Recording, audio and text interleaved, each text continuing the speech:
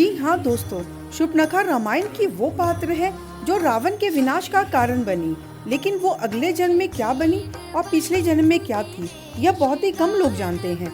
तो आज के इस वीडियो में हम यह जानेंगे कि शूर्पणखा का रामायण के बाद क्या हुआ और कुब्जा पिछले जन्म में कौन थी, और क्योंकि श्री कृष्ण ने कुब्जा का उद्धार किया था जानते ही हैं, इसीलिए इस एक ही वीडियो में यह अद्भुत कथा आपको बता रही है। बिना स्किप किए वीडियो को पूरा जरूर देखें। नमस्कार दोस्तों, आप सबका स्वागत है मेरे चैनल भगवत कृपा में। आइए सबसे पहले जानते हैं कि कौन थी शूर्पणखा। शूर्पणखा की छवि एक राक्षसी की है, एक ऐसी स्त्री जिसने नाक कटने के बाद श्री राम और लक्ष्मण से बदला लेने की ठानी और युद्ध के लिए रावण को प्रेरित किया। अंत में अपने ही कुल के नाश का कारण बनी, लेकिन इन सब के बावजूद द्वापर युग में श्री कृष्ण की पत्नी बनी और उसका उद्धार हुआ। बड़े बड़े ऋषि मुनि भी कठोर तप के बाद इस सुख को प्राप्त नहीं कर पाते, लेकिन शूर्पणखा को यह आशीर्वाद मिला था। लेकिन ऐसा क्यों हुआ मित्रों? हमारे पुराणों के अनुसार इसका रहस्य शूर्पणखा के पूर्व जन्म में छुपा है। पूर्व जन्म में शूर्पणखा इंद्रलोक की एक नयनतारा नामक अप्सरा थी।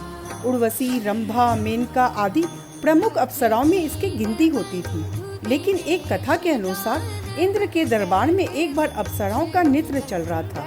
उस समय यह नयनतारा नृत्य करते समय आँखों से इशारा भी कर रही थी और ये देखते हुए इंद्रदेव उस पर मोहित हो गए। तब से नयनतारा इंद्रदेव की प्रेयसी बन गई और उस काल में पृथ्वी पर एक बजरा नामक ऋषि घोर तपस्या कर रहे थे।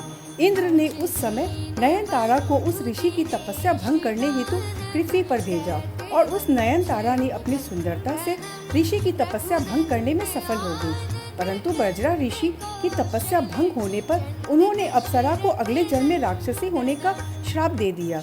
ये सब सुन नयनतारा ने ऋषि बजरा से माफी मांगी।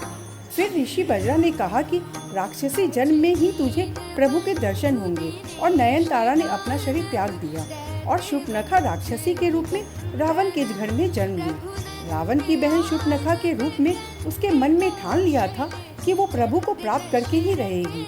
फिर जब श्री राम वनवास काट रहे थे, उसने भगवान राम को वन में देखते ही उन्हें पाने की इच्छा कर डाली।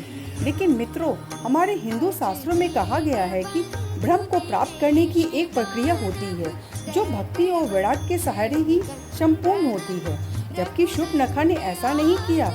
उसने भक्ति रूपा सीता माता और वैराग्य रूपी लक्ष्मण जी के पास न जाकर वह सीधे ब्रह्म को पाने की कोशिश की। वह सीधे श्री राम को प्राप्त कर भक्ति को ही अलग कर देना चाहती थी। इसके अलावा वैराग का आसरा लेती तो भी प्रभु को प्राप्त कर सकती थी, किंतु उसने वैराग को नकार कर अहंकार रूप में सीधे प्रभु के पास जाना उचित समझा।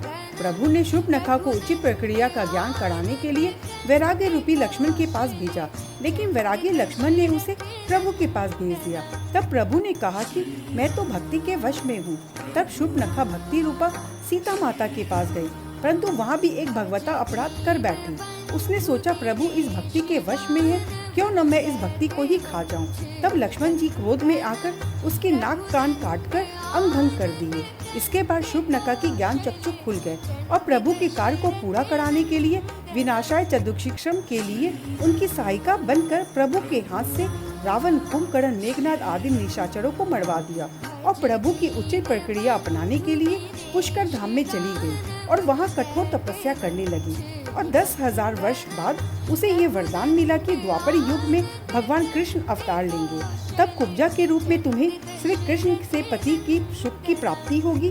तब श्री कृष्ण तुम्हारी कुंवर ठीक करके वही तुम्हारा उद्धार भी करेंगे और तुम्हें नयन अप्सरा का मनमोहक रूप भी प्रदान करेंगे। और ऐसा ही हुआ।